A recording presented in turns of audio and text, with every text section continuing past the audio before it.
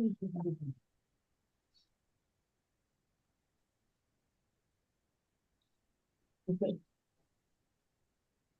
part of the board docs. Mhm. All right, I can't put it on docs. Oh. All right, I'd like to call this meeting to order with the Pledge of Allegiance. I pledge allegiance to the flag of the United States of America and and to the republic for which it stands, one nation, under God, indivisible, indivisible, with liberty and justice and for all. justice for all.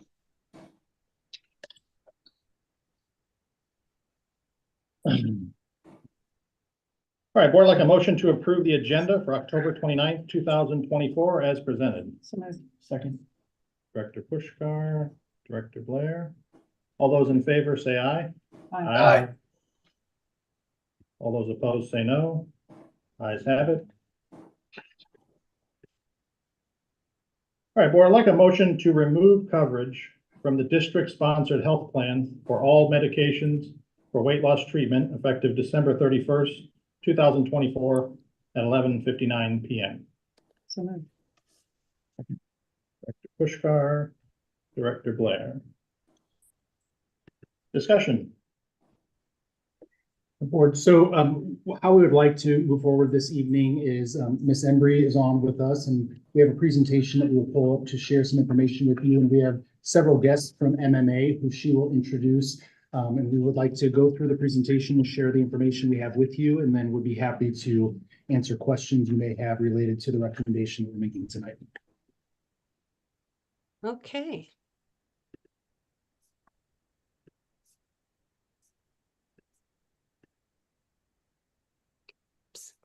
That is not the button I intended to click. Here we go, slideshow. Okay, so we do have information for you that will roll through, and at the end I will introduce the members of Marsh McLennan Agency, the district broker. So this information includes a brief moment about our self-insured insurance plan, our participation levels. I'll share with you some of the health fund financial impacts, as well as the administrative recommendations, and then they will provide data. So just a reminder for everyone that we are self-insured. The difference between a self-insured plan and a fully insured plan is represented on this slide, the primary difference rather. And for the most part, the self-insured plan removes having that administrative level that actually costs more money. So it can oftentimes be a more economical approach. With a self-insured plan, the district operates its own health plan, and we utilize third-party administration to process all claims and pay claims. And we retain the risk of the plan performance, but we also have more control of the plan design. For fully insured, that is where typically insurance rates are set, and those are then provided. The risk is assumed by the insurance company, and we are simply paying monthly premiums, and there's limited control on the plan design. Important to note, with the third-party administration, we never see or request any information that would be personal in nature. We do not have that data. It is maintained by those third-party representatives. The insurance participation level for our district includes 4,425 covered lives. That is broken down into enrollees, 2,445, and dependents of those enrollees, 1,980. And that would be data as of our September enrollment. The plan does include not only our employees, but also retirees of Francis Howell School District and any COBRA participants that might continue to pay for their insurance on their own. The insurance fund contributions for Francis Howell, this is based on current year data, so these numbers would change each year. But basically, I'm showing that 85.31% of all insurance premiums are funded by the district. And how that works out is the district pays for all employee-only coverage, and then the dependent coverage is approximately paid at 70% of the dependent coverage values. So combined together, it's 85%. You can see here also that we have the retiree and COBRA premiums noted at just over $2.7 million. So the total premium contribution to the fund is $28,627,223. Our current health fund balance is insufficient to meet the growing costs, and so we need to take action to stabilize the fund. We've seen significantly increased costs beginning in 22-23, and those continue to rise. We have experienced catastrophic medical claims that are due to severe illnesses of individuals. That has been a significant contributor, as well as prescription costs, and those are up significantly due primarily to the increased utilization of GLP-1 medications that include Ozempic, Mounjaro, Wegovy, and Zepbound. The data has recently been provided to us from our district broker, Marcia McLennan, and that is what has presented this new discussion for us regarding stabilization of the health fund. So normally our insurance committee would meet beginning in January each year, and that would be so that we could begin having those discussions about what the plan performance looks like and what the renewal might be relative to the upcoming plan year. And our plan year runs October 1 through September 30 each year. But we determined, based on this data that we received, that we needed to hold a special Employee Insurance Committee meeting. And so we did that on October 15, 2024, to discuss the declining health fund balance and also the recommendation for immediate action. We know that we could include one immediate change relative to coverage, and that is the elimination of certain medications that are optional on the plan. The second employee health insurance meeting was held on October 23rd. I've provided for your context the construct of that committee. We utilized those members who were part of the committee last May to engage for these meetings. The first meeting, we had 4 employees, 5 administrators, 2 board members, and 2 brokers. The second meeting included 5 employees, 1 retiree, 5 administrators, and 2 brokers to discuss the option before us. A majority of the employee and retiree representation is not in favor of removing the weight loss medications from the plan and would recommend reevaluating this for the next plan year. The administration recommendation, and we did discuss this during the insurance committee meeting, that we would move forward with the recommendation due to the financial instability of the fund. And that is to recommend that we eliminate plan coverage for weight loss medications. That would require a 60-day notification to all enrollees, and the coverage for the weight loss medications would end December 31, 2024. Excuse me. This provides then that 60-day adjustment period for the new coverage level. And based on the utilization as of September 30, this change would directly impact approximately 324 enrollees or dependents on the plan. A transfer is also required, again, to sustain the fund, and that is currently estimated at $4 million. As Mr. Johnson will provide in an upcoming slide, that amount could change significantly depending on utilization. I'm also noting that we currently have a pre-authorization for diabetes management, and understand that some of those drugs that are GLP-1s are also utilized for diabetics, and those we are not requesting to be ended at the December 31 point in time. But the pre-authorization of GLP-1 medications and other diabetes management services will continue. There will be an enhanced level of authorization from physicians. And again, that onus would be placed on the physicians in that they would need to document and guarantee that the diabetes diagnosis meets the standards required. This is a slide that is familiar for you. I provided this to you during the October 10th meeting, and it was actually a repeat from the September board meeting. And this shows you our health fund trajectory, or I'm sorry, our operating fund trajectory. And as you can see, we did end at 35.42% at the close of FY24. We also know that ESSER funds have propped us up, if you will. Absent those ESSER funds, we would have a significantly lower fund balance percentage. And the health of the district is not just in a moment in time view, but looking out. And so for the past year and a half, we've been providing you with this operating trajectory. As you can see, we're headed towards an 18.76 ending fund balance percentage at the close of 2028. We know these numbers will change. They always do. We update them with the best information that we have. I'm also providing you with information that a $4 million transfer that is needed immediately for the health fund would reduce our fund balance by an estimated 1.6%. So for every $2.5 million, that's a 1.6%, or that equals 1%. 2.5 is 1%. The 4 million becomes 1.6. So that would be 1.6 in the current year and every year thereafter. In the event that that transfer would need to be significantly increased due to the utilization that would continue through December 31, we would see the transfer amount increase, and therefore the fund balance percentage would reduce. So at this point, I am pleased to introduce to you the representatives of Marsh & McLennan Agency, our district broker. We have with us this evening Scott James. He's the Vice President over Public Entities and Academic Institutions.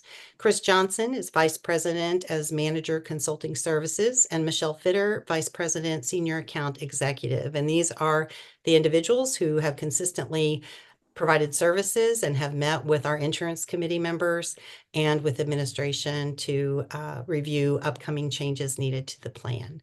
So with that, I will turn this over, I believe, to Chris Johnson. Is that correct? Absolutely. Look, first off, thank you for having us this evening. Unfortunately, the topic is not one that's going to be popular. Just a history high level. In 2021, in October 2021, weight loss medications were activated under your formula. Since that time frame, we've seen dramatic increases.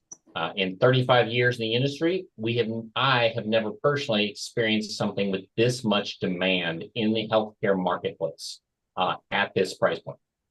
What you can see in the 2023-2024 forecast, the original forecast was 9.8%. We increased revenues by 3%. And we assumed through plan design changes that we could garner 6.8%. However, instead of the 6.8, we realized 4.2.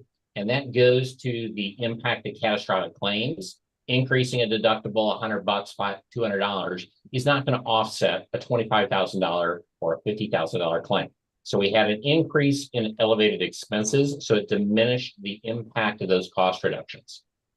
At the point of the forecast, the expense ratio, which is all in revenue versus all out expenses, was 104%. By the final plan year, the expense ratio was 115.6% because expenses rapidly increased beyond anything that had been on the books at that point. Hey, Chris, may I interject for a second? Absolutely. Excuse me. So at point of forecast, what we mean by that is Carol mentioned that beginning in January, we begin to meet with the insurance committee and begin discussing the renewal. And we look at least 2, if not 3 different forecasts. And typically, many more years than not, the final forecast we use includes claims data through the month of March. And at that point in time, during the 23-24 forecast period, as of March 31st, the loss ratio was 1.042. By the time September 30th of that year rolled around, the claims experience had deteriorated very significantly. So I just wanted to make sure that we were clear what we meant by forecast and the end of the plan. Thank you, Scott. So going into this year, 24-25, the 24-25 forecast, the original forecast was a 6.7% increase. At the point of forecast, the ratio was just under 1. So we were basically break even. As of July, which has the complete audited file that we currently have on file, we were at 111%. So what this indicates is that costs have ramped up and consistently have been doing so for a period of time. Please move to the next slide. This really gives an illustration of that. This is a per employee per year expense exhibit. And you can see that from 21-22 to 22-23, we saw an almost 20% cost increase in the price of coverage for plan participants. This was both a combination of the large risk, but substantially the elective risk of GLP-1s as well. When we move forward into the 23-24 plan year, you can see we begin to stabilize, meaning this has become our new norm, at least in the current, with only a 1.5% increase. I'm not going to linger on this page, but I think it is significant to show the very rapid increase in expenses. The illustration that you have up here is based off data through July. It shows an all-in based off the enrollment headcount of your population in the July timeframe in 3 different scenarios. One is the complete elimination of GLP-1s for weight loss. So that, again, as Carol mentioned, this would not mean that people that are being treated for diabetes or other covered services recognized by the FDA would not be able to receive drugs. It does mean, though, strictly for the weight loss clinical guidelines. If we eliminated that, you can see it requires a 21.86% increase overall. Now, most of that is the funding for the reserve. You can see the reserve component is roughly $4.4 million. So if, however, you include GLP-1s at the current utilization levels, you're looking at an almost 8% increase over that requirement. If we go to the midpoint of the next tier, and this would be where if we see how people are trending and utilizing drugs, you can see that we almost jump up. We jump from at 21 to 35%. So it's almost up 15%. Now, what's not reflected here, so that what that means is that your current costs for GLP-1s only are roughly $1.5 million. They are estimated to be between $1.5 and $2.6 million based upon a smooth trend increase. However, GLP-1s, 40% of your adult population are eligible under FDA standards for GLP-1s for the purpose of weight loss. Approximately 10% of your adolescent population is now eligible. If all 40% and all 10% who are eligible today were to utilize GLP-1, so in this category of the Wegovy and Zepbound, you are looking at $11.8 million. Now, that is the refunded price, meaning that is after discount. The district would actually have to fund approximately 40 to 50% more of that and then get a rebate, meaning at $1.5 million, you're funding approximately $3 million, getting a rebate over the next period of time on a quarterly basis. At the $2.5 million, you're funding $5 million and receiving $2.5 million approximately back over that period of time. If we were to hit 11.7 million, which is the absolute catastrophic, the sky is falling situation, the district would have to pre-fund in the range of about $24 million before getting roughly half of that back. Obviously, that's a financially unsustainable situation given the finances of any institution, but that's what this model is saying as a snapshot in time. Carol, did we have another slide? I was also going to point out, Chris, the last 2 columns, they're also based on an assumption that the district would implement an additional clinical program to help try to better control the costs of those GLP-1s for weight loss if the district were to move forward. And that particular program would save approximately 35%, or is estimated to save 35%. But as we've been telling Francis Howell and other clients, 35% of a really, really, really, really big number is still a really, really big number. So, it's not just Francis Howell that's experiencing this. It's every employer that covers weight loss. That would take us to questions, Carol. So board members, we know that the timing of this recommendation is terrible. We are just 1 month into our new plan year. As Carol shared, we start on October 1st each year. But as soon as we learned of the most recent information based on the usage over the prior quarters, we had a responsibility to look into the information and bring that to the committee and to you. We understand, as I'm sure you do as well, that this is incredibly personal for our employees that are utilizing these drugs. We understand that many of them are experiencing success. We've read that in emails and some of the conversations that we've had. Our reality is that we're also in a position of having to balance the runaway costs that we're really experiencing with these and our current situation with our fund balance with the health and wellness of our employees. And we can't sacrifice the stability of the fund in the long term. And so that's what brought us to needing to bring a recommendation to you really on an emergency basis. We try to take our time with recommendations and do focus groups or to do community events where we would get more input.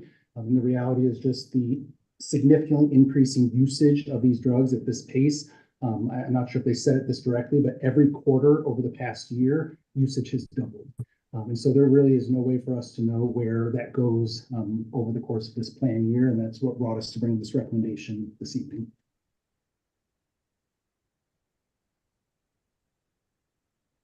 Be happy to answer questions that you may have. I have a question. Your projections are predicated upon a flat usage rate. Have you compared this to any national trends as far as uptake for the 4 GLPs? Excuse me. So the middle projection is in fact based off the current, but yes, the upward midpoint is compared to the national projections on usage. Obviously, the catastrophic piece is purely eligibility based. But to answer that question, yes, this has been compared. That the issue at hand is utilization and demand of this drug has eclipsed almost every drug ever created except for penicillin. Do we have any idea of what the drop-offs are due to side effects? So approximately 1 in 4 people, well, I'm sorry, let me back up. Side effects, it tends to be somewhere under about 10% of people are dropping off. 1 in 4, so approximately 25% of people drop off prior to a full regimen. And over a 2-year cycle, 50% of people drop off only to return 3 to 6 months later, based on the current data. Now, this is strictly on, based on a correlation of the Ozempic studies. Now, mind you, that's for diabetes, but also for the actual weight loss component. So we have less actual utilization off on the weight loss component than we do on the Ozempic piece of it, which is tied to a medical diagnosis. Okay, is it drop off and then uptake due to the fact that they don't realize that this is a lifetime drug, or some other reason you mentioned it? So a combination. It's some people just don't want to maintain the drug. And in fact, the original diagnosis or the original advice in this drug is this is not a lifetime drug. That you are to take this drug to assist you to get to a certain delta, and through diet and exercise, change your behavior. However, the vast majority of utilizers do not want to change elective behavior right. So they come back to the drug when they realize this doesn't just take it off. If you quit it and you haven't changed behavior, you regain the weight. Right. I just want to, maybe you misspoke, but the language that they do not want to change, that may not be accurate for everyone. So make sure that was, I don't think that's what you're meaning to say, but I wanted to just say for some people, it's not that they want or don't want to. There's no stuff going on. So I had a couple questions. I apologize. Do you want to speak to that? I'm sorry, speak to it.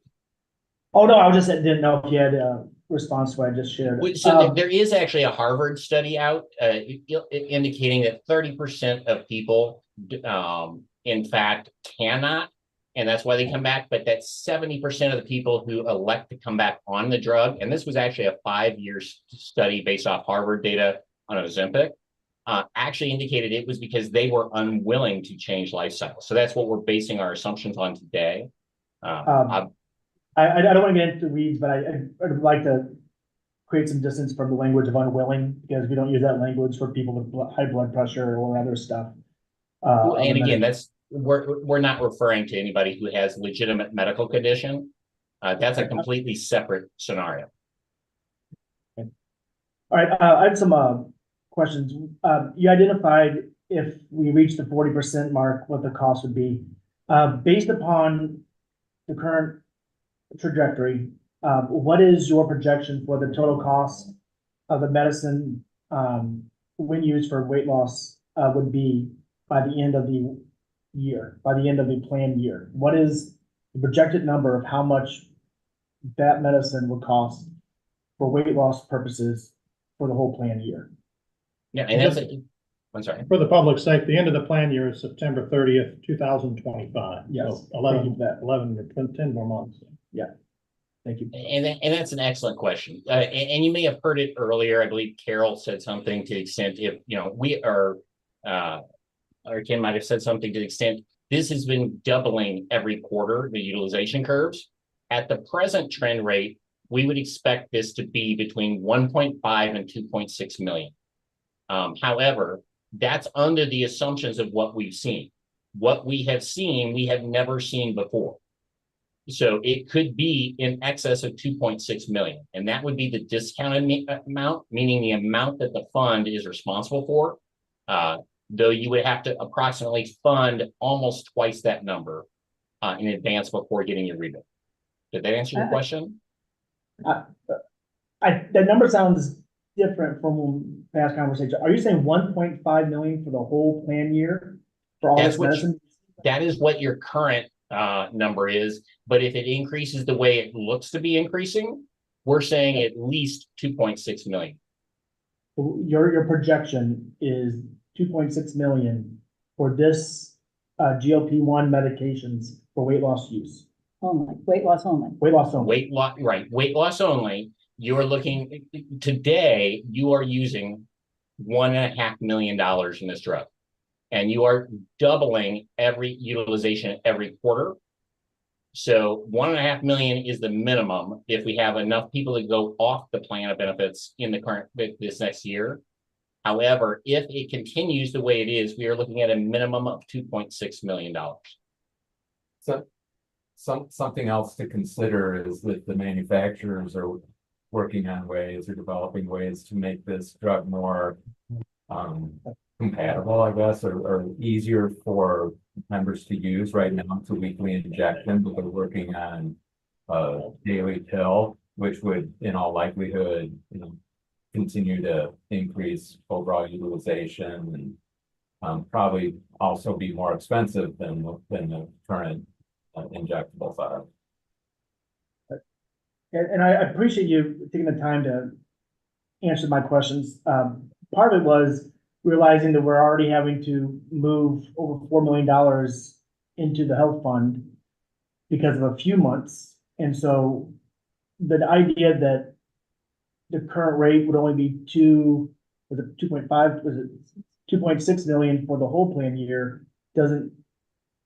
it feels like that number is out of sorts with the other number. We've already had $1 million over for a few months purposes. I can reconcile it for you. So remember, your cost increases are not exclusively associated with GLP-1s. You had catastrophic medical claims at your risk profile. A risk profile says 1. 1 is your average risk profile. Your risk profile increased 15 to 20%. Part of that is drugs. Part of that is catastrophic medical utilization. In the current plan, in a short time frame, the only thing we can address at this point in time, absent a full open enrollment re-rating, the whole kit and caboodle, is the elective drug of GLP-1s for weight loss exclusively. And that drug represents a 2.6 million potential, if not catastrophic at 11.8 or 11.7. And the other piece of what could potentially impact the fund would be increased utilization of GLP-1s for diabetes. That would have significant impacts. moving forward as well. You're not counting that in the 2.6, right? Correct. That's separate, and that's also why we've included the recommendations for, on a go forward basis when we're doing the plan to have the tighter PA prior authorizations put in place. So to minimize that usage. You're saying we haven't done the PA yet? You do have a PA today. This is a more stringent. What we're seeing is widespread off-label usage of drugs designed for diabetes. All right, Meaning, got it. Should we use the 2.6 million number or the 11.8 number you just mentioned? we're using the 2.6 million. The 11.8 or 11.7, that is the catastrophic that we all hope we don't hit. But that's what you have eligible today on your plan as the plan stands today. I kind of look at that 2.6 as the floor based on the trend that we've seen so far. Can I ask you, I appreciate knowing the floor and the ceiling. Can I ask for your projection? And I keep on asking the same question. I don't know if I'm saying it the right way. Please correct me if there's a different way to say it, but if 2.6 million is the floor, 11.8 million is the ceiling, what is the projection? So the projection would be at the 2.6. The original forecast was lower than that. That was with using a lower assumed utilization rate. We've since increased that. Well, maybe what he's asking is the median. I don't know if that, Yeah, but what number should we expect? not the mean, the median, or the. Well, that, I mean, maybe the 2.6 is with the rebates, is that correct? Correct. So Mhm. I think, It's a cash flow. yeah, we've heard. Chris, does the 2.6 We- also assume the Express Scripts additional clinical program? It does, yes. Right, my second question, and I had sent this as an email. If GLP-1s being used for weight loss, was discontinued, some of the people would then have increased needs for other medicine and medical care. When those numbers and factors are taken into consideration, what is the different and projected costs between keeping GLP-1 for weight loss versus removing it for the remainder of the year? So this 2.6 million is the amount of money you say we should expect the medicine, when used for weight loss, would cost for the remainder of the year. But if somebody were to get off that, they'll probably have to join and add other medicines. So what is the net difference? The net difference is zero. It's a 2.6 million. Currently, as far as, mind you, we're only talking about the weight loss exclusively. The first study of its kind was released recently. It was in the national papers. It was done by Prime Therapeutics and then co-authored by Duke University Medical Center. It found zero cost reduction in the first 2.5 to 3 years of data on the usage of GLP-1s for weight. No obesity related issues reduced at all. So currently, even though this is very preliminary, there is a negative ROI of approximately $12,000 per participant on a GLP-1 who is heavy or who is overweight and has weight-related conditions relative to the control group that they had. They had 2,000 people in the control group, and I believe it was 5,000 people in the active study. So to that point, as of right now, there is no cost variation. Now, long-term, we can all, on the surface level, say, hey, reduced weight long-term reduces expense. However, that ROI with the last 20 years worth of weight loss study data has been proven to be, that's a 5, 10, 15, and 20-year ROI. The cost impact on this drug is an immediate cost impact. So I think that the answer to that question is $2.6 million. There is no reduction on the other side. And I don't know if this makes any difference. I think what he's trying to say is there's no long-term studies proving that there's an increase in collateral diseases because you take away the weight loss drug. That hasn't been proven. It's not been proven that these weight loss drugs reduce the usage on cardiovascular disease, or reduce the, well, you name it, whatever else you have as far as chronic diseases. And yeah, insulin. It's not proven that reduces those costs. What, just, Director Blair, what, you think that 2.6 is not it's a different number than what we were told earlier. What number are you thinking of? Maybe we can reconcile that. I was basing it upon the speed by which we depleted our health fund from over 5 million to a little over 1 over a couple of months, realizing that catastrophic costs were part of that.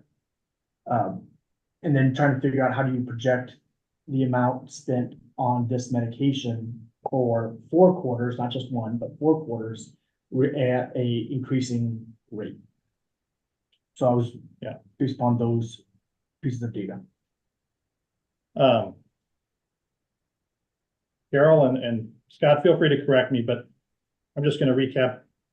When we approved the current rates for the current plan year, which was done in June of this year, that was based on recommendations or data that the insurance committee had through, I think it was March, and this is what Scott mentioned, basically our ratio. Then we showed basically a 4% increase in March. And so between March and September 30th, into the plan year, we ended up at 15.6% or 1.156. So it's that delta, which is, 11% over our health fund, which is a big number. And I think that's what dropped the fund down. And so in reality, I think the 6.7% increase that we implemented based on that March projection, frankly, wasn't enough. Now we're not entertaining. It was discussed in insurance committee, repackaging the entire health plan, going out for re-enrollment, rates increasing to compensate. But that is not the recommendation here today. So that difference between, say, March and September 30th is what has lowered that health fund down to its current level, which necessitated this emergency action. I appreciate that. Thank you, Randy. That's correct. And the reality for us is we cannot control anything. We can't stop catastrophic claims. We can't stop utilization.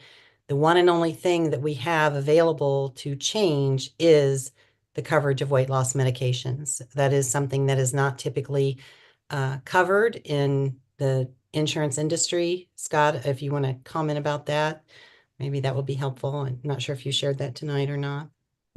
I think it says a lot. Probably the one statistic that helps get this across is the fact that if you're in a fully insured arrangement, fully insured or insurance companies do not cover weight loss in fully insured programs. There's not a single one out there that does. And that says a lot to me because all their underwriters would have to do is load additional premium in and make employers pay it if they wanted to offer it. Problem is, they are not comfortable at the rate of increases that they're seeing, based on trends of GLP-1 utilization for weight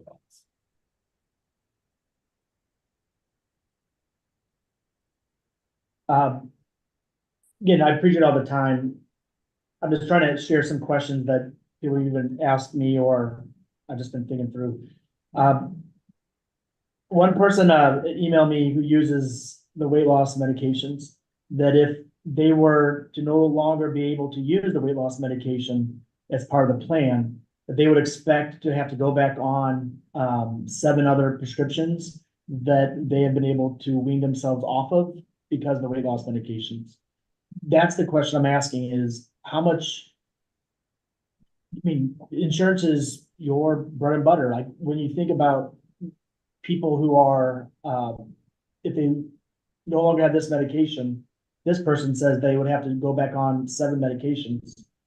Do you have those numbers figured into a clear net savings for removing GLP-1 weight loss medications? And I'm going to go back to that original study that actually looked at that information and found that from a cost perspective, and purely from a cost perspective, there is that net return does not exist currently. Now, to the earlier board member's point, that data is only 2.5 to 3 years of data, but it is 3 years of information. So my gut from 35 years in the industry and looking at the data is that from a fiscal perspective, there's not an increase to the fund in any manner, way, shape, or form. Most of those medications used for the treatment of obesity in that situation are far less expensive. If in fact this is another FDA approved usage, say a diabetic who has certain clinical components, if they met the FDA recommended information, they would then be authorized to go on Ozempic or one of the other diabetic or heart treatment medications that would alleviate the situation. So did that answer your question? Yeah, what I hear you say is the 2.6 million is both, it's the number of expected savings when we also take into consideration additional medical costs, medicine costs for people who are taken off this medication. Correct. That is, thank you for that clarification and that projection.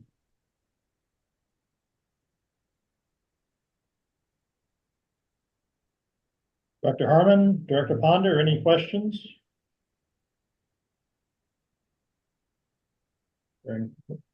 Yeah, I actually do have one. What is the excuse me? What is the projection currently at? I think the number was we're at 324. Was it currently? What is the projection? Just as I'm looking at it through on that chart through 27, I think it was. What is the actual number projected to be out through that? What I can tell you is that 324 number actually represents a 211% increase over Q3. So in Q3 there were 153, I believe, utilizers, and in Q4 324. So yeah, you mentioned doubling every quarter.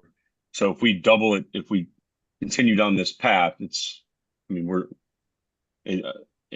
like we're gonna be well over 1,000 mark in no time. Well, if I recall, the slide projection had a number of 550. Is that correct? Correct. That's the midpoint right now based on the smooth forecast, but certainly to the earlier commentary, we could be well over 1,000. We just don't know. So we're using traditional forecast methodology. Yeah, if I may, the struggle I think is there's a forecast, but then there's also an exposure limit. We're exposed to 11 million or 24 million if we don't make this change. And yes, that's probably out of. We won't get all the way that far, but there's a reasonable chance we could go above the forecast, and how much we're willing to expose the health fund. The health of the health fund too is the question here in my opinion. Director Ponder, anything? Oh, go ahead. Go ahead. Sorry, Mark. No, I think you kind of addressed what my question was going to be, Randy, was because I think Scott addressed it earlier, is what the projection is 2.6, but then that's the projection, and yet it's the base. Is that base? What not was that based on 324 users? The 2.6 is based on an assumed 500 users. We're currently at 300 users. So if we stay stable, we're at about 1.5. but it's very likely that we'll hit that 500, which would be the 2.6. Because, and you're saying that's using traditional methods, but traditional methods with this medicine sounds like it's out the window. And I hate to say it, I've been doing this for 35 years, and we can normally rely on our mounds and mounds of actuarial manuals. This one, we've almost had to throw it out the window. So, Hey, can you go into a little bit more about people that are on a GLP-1 actually having the ability to come off the GLP-1 and the likelihood that they're going to stay on it? Can you explain that a little bit better, a little bit more? so it's what's generally referred to as a clinical soft landing. The ideal method is to go on a GLP-1 to assist in getting you to an attained weight level in conjunction with a change in behavior, meaning a change in diet, exercise, etc. The studies out there, the biggest one actually was in reference to Harvard. And it was an Ozempic study because they did this with diabetics too. Now, mind you, you also have genetic proclivities with diabetics that you don't have necessarily at the same level with general weight loss users. But in broad, many people do not successfully soft land. That only a small fraction of that actually maintains the weight loss after eliminating the drug from the regimen, and so either have to go back on it, or as is very traditional with weight loss situations, people become frustrated. You try to quit. So if you were a smoker, you try to quit, and then you regress and you're back on. Did that address high level what you were looking for? Yeah. One more question. Is it typically the people that actually are able to soft land with diet and exercise that are the people that are actually able to get off of it? Or do you find that there are actually people out there that don't have a soft landing that are actually able to also get off of it? Very few people who don't have a soft landing are able to get off it. Right now, we really only have a limited amount of data other than the Ozempic component. In Ozempic, you also have an underlying health condition. So I think that kind of obscures some of where you're going. It is possible that you could lose the weight. However, if you had and this is what we don't know, if you had an unhealthy lifestyle previously, all the drug is doing is masking that and avoiding, and I hate to put this in a negative contrast, but it's avoiding personal responsibility for where you've got. Now, there are people who have genetic proclivities. You've heard me say that repeatedly, where they struggle with weight loss, even with diet and exercise. Those individuals, absent some sort of artificial means, are going to struggle no matter what.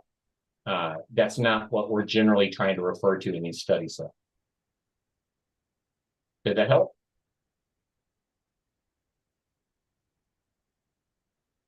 Is there any indication that the price of these drugs will come down soon? I assume they're relatively new and there are no generics. Can you speak to that a little bit? Is that assumption correct? There is a generic for one of the first GLP-1s for weight loss was called Saxenda. It's not nearly as effective at weight loss as Wegovy and Zepbound, and the generic version is even a little less effective. And because there's no rebate associated with that drug, it actually ends up costing about the same as Wegovy and Zepbound, and it's less effective. So I believe that it's an 8-year wait typically before the FDA approves a drug or allows generics to come into the market. So we've got quite a while to wait before we're really going to see any other generics for Wegovy or Zepbound. And right now the manufacturers, I mean, they're happy as clams. I mean, they are sitting on a gold mine. And there was a study, I believe it was on MSNBC or I believe that's where it came through, that indicated Ozempic costs the manufacturer $5 to make, and they turn around and sell it for $1,000.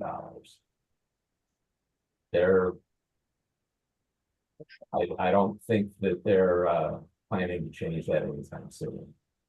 Just kind of adding to that, I mean, to Scott's point, 8 years is what we're generally forecasting in the industry. However, the most recent market forecast today is that in the next decade, the weight loss drugs market will result in a $150 billion revenue market for the pharmaceutical industry. The U.S. pharmaceutical market today is $751 billion, meaning that one drug for one condition will increase the market by almost 25%. I have a couple questions, but I also know, Mark and Ron, is there anything that you want to ask? I want to make sure. Do you have any questions? Part of what we're all identifying is there's two bad options. Right, there's two bad options and there's real people involved and both present and future, right? And one of the questions was, can we allow a person on our, if the GLP-1 medications for weight loss were removed from our plan, can we allow a person on our plan to re-enroll during this year? And I believe the answer is no. Is that correct? Yes, Can a person re-enroll correct. if, yeah, it's not considered a life event for under IRS guidelines. so if there's a person who enrolled in this thinking that they're gonna get this certain coverage for the year and they chose that plan, it's not like we can say, we'll take this off, but you can choose a different plan. They're stuck with this plan for the plan year. Right? They can't re-enroll. And this would apply to all of your plans. Mhm. So it wouldn't be that you're taking it off of one plan and leaving it on the other. This would apply to all your plans. Yeah, but they can change like high deductible versus. Gotcha. The second thing, if we remove GLP-1 for weight loss use, can a district supplement additional funds to those on our healthcare plan so they can use some of those funds to purchase the drugs through a weight loss clinic or directly from a provider? I know some people have messaged me and said weight loss clinics are this parallel version where people can access the same medication outside of the insurance world.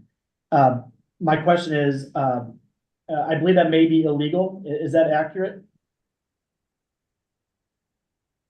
I can't address the legality of it, but in truth, but generally speaking, on a plan, on a public institution's plan, you have to treat all plan participants the same.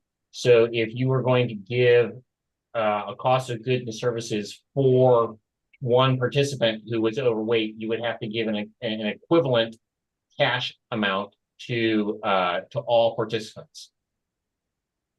Right. And I think there's also a concern about promoting, them getting it somewhere else, because there are some legitimate clinics, but there also are some places that are not approved.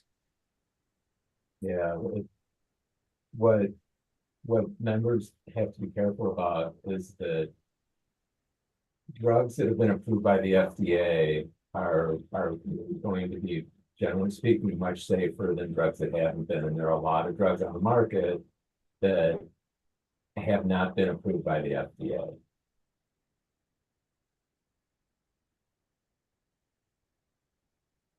Did that fully address that question? I've just been looking for different kind of compromises, different kind of, different versions, different solutions that may not have been considered. And some people have been responding to me asking this question or that. But basically, if we remove this, we can't soften the blow to those most affected by it by giving them additional funding or reimbursements or anything like that. That's what I'm hearing. Is that correct? Right. I mean, you could put $1,000 into everyone's HSA, but you would have to give it to everyone. It has to be all people.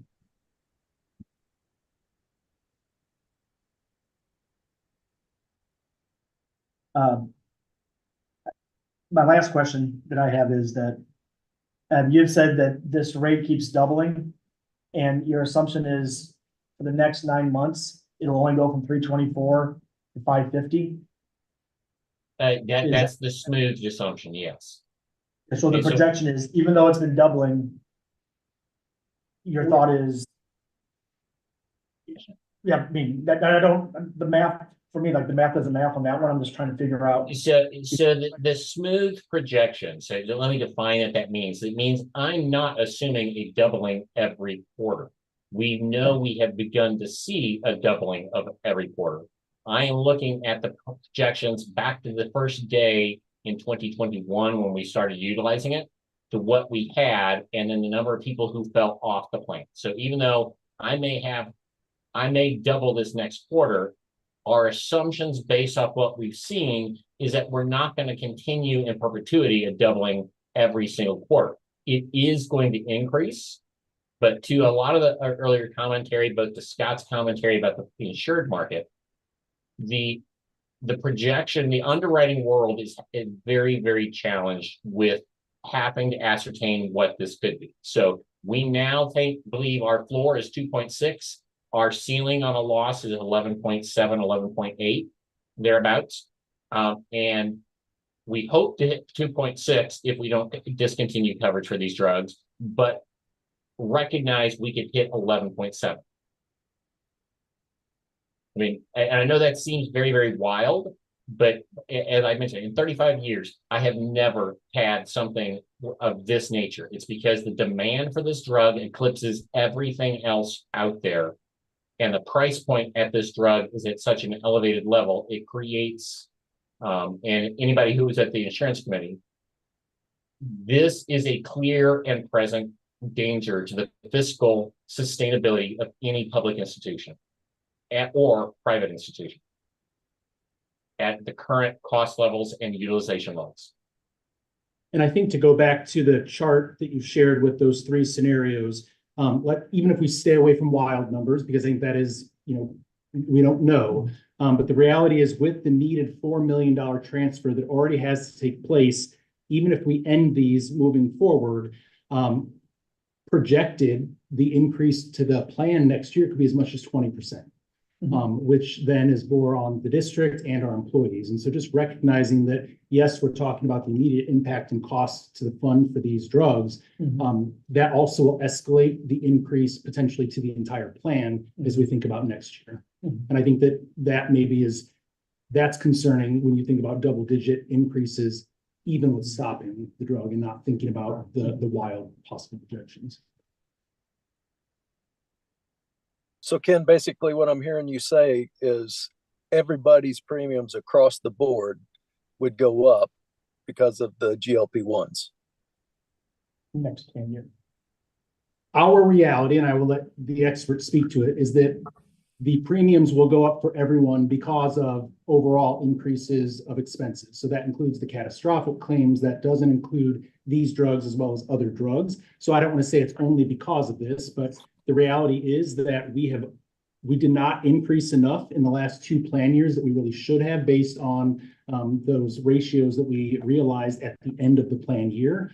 And so that will lead to there has to be a natural correction that will take place as we look at next year. It's the writings on the wall about removing this from the plan at the next plan year. The question is do we remove it now in the middle of this year? I think that's what's on my mind.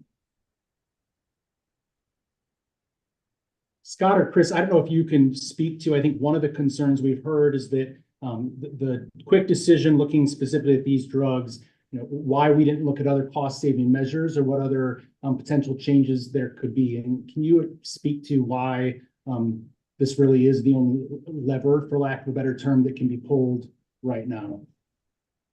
As far as the GLP-1s for weight loss are concerned, we have looked at every possible scenario. The problem with some of the scenarios that we thought of or that we've run by pharmacy benefit managers, excuse me, is that the manufacturers, when changes are made and if an employer changes that GLP-1 weight loss so it's more expensive or it's in a different tier or it's just it has there's less opportunity for members to access it.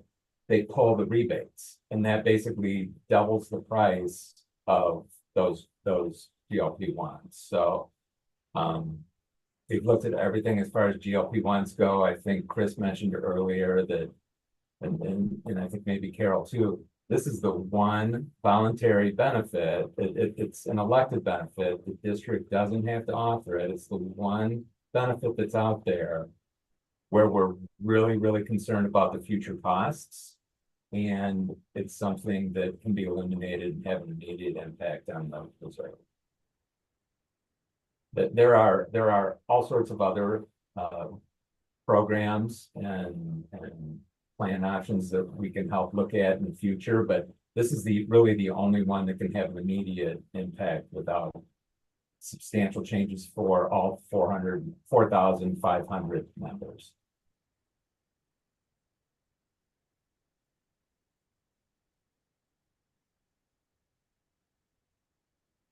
Any other discussion?